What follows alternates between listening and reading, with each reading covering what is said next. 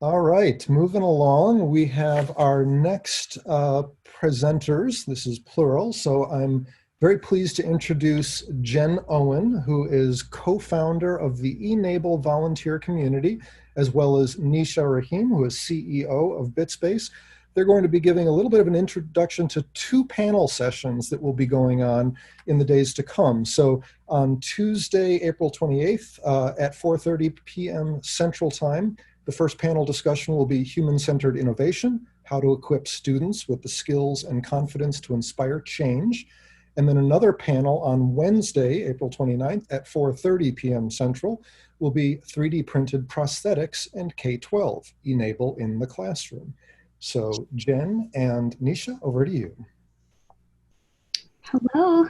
Neesha, you are, there you go. Hi, my name is Jen, and I am a co-founder of e-NABLE. We are a global online community that makes free 3D printed hands and arms for people in need. That is what we've been focused on for the last 7, 8 years. But as the COVID-19 epidemic has spread across the world, our makers are focusing right now on PPE. But over the last 6 years, we've had a lot of teachers and STEM educators who have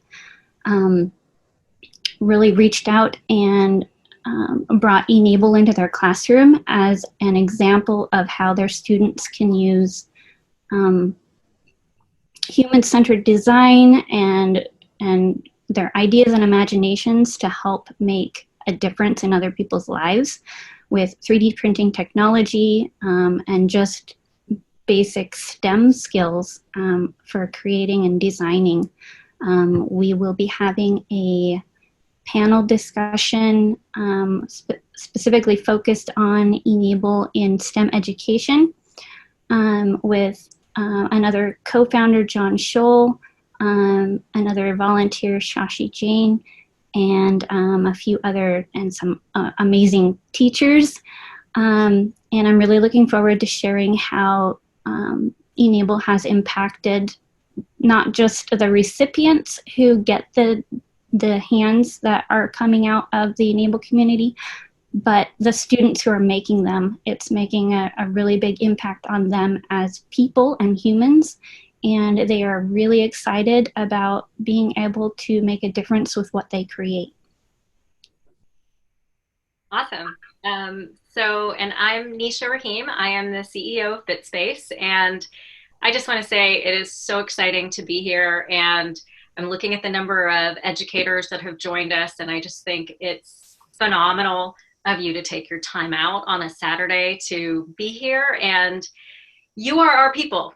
I know that on a Saturday, especially with everything else going on and the number of challenges that you're facing right now, that it would have been really easy to do something else and to just be tired.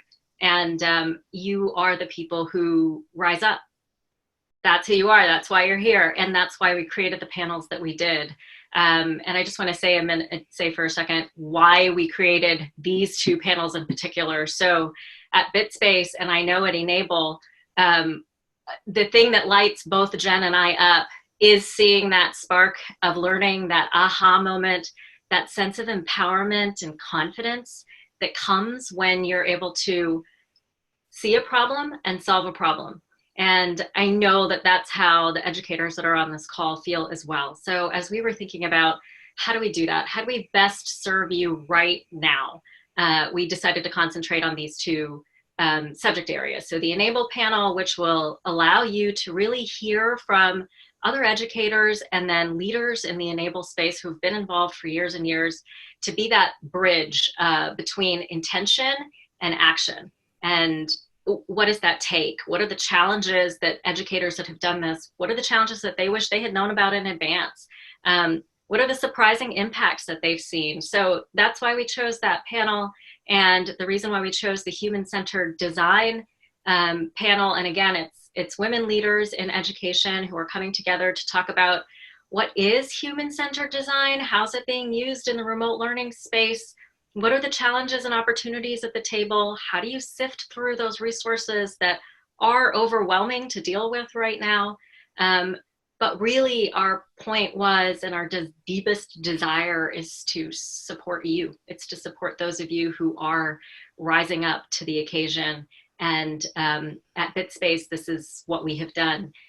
Just a quick sentence about us. We've worked with 6,000 students at 100 different schools, really to support educators, bring making into what they're doing. And the reason why we chose making is because of how much agency and perspective it gives you, what a sense of empowerment you get in the world when you're able to make something. So we do that through 2 youth-only maker spaces in Chicago. That's where we test all of the, how do we know what we're doing works? And then we translate that into the space of educators, and we bring all of our lessons learned into them. And then beyond that, it's about building the community. So we are learning right along with everyone else. We're probably a little further ahead because we've been doing the making in the classroom for as long as we have. But then it's about putting those resources into the community and allowing you all to take it and to iterate on that. That's what we are all about. So excited. I hope you'll join us for these 2 panels. And Jen, I was just thinking before we log off and hand over the mic to the next speakers, it is about that impact that making has on students. And I just keep thinking about the story that you told of the little girl from the e-NABLE assembly. And so just hoping you could share that before we log off. Yeah, so e-NABLE has been around officially since 2013.